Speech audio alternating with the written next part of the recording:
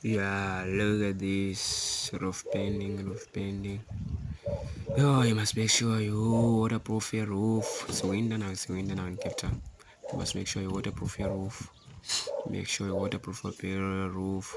Look what I'm doing here. Look what I'm doing here. Oh, the base here is big again. Look what I'm doing here. So actually, like it's a big house. It's a big house, but we always try to give our best.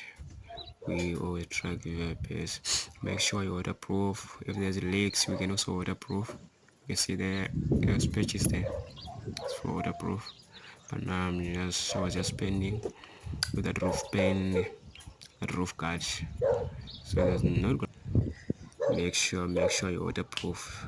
You paint your roof before the train comes. Yours Lee King Paul. Subscribe and comment.